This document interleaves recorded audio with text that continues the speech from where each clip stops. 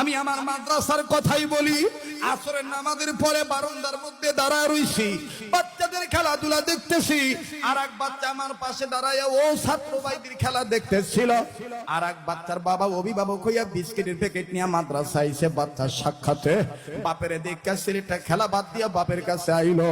বাপি বাচ্চাটার জড়ায় ধরে সুরাম সুমা দিল, বিস্কিটের প্যাকেট দিল, টাকা দিল।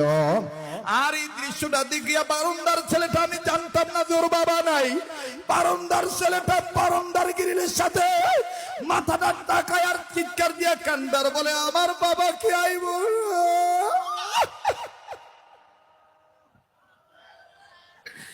আমার বাবা কি আর আসবে না।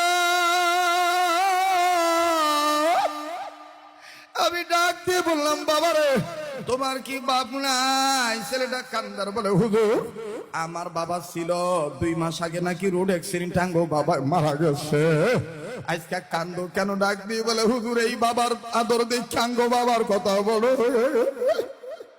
বাজানদার বাপ নাই, তার মতন বড় দুঃখী আর কেউ নাই।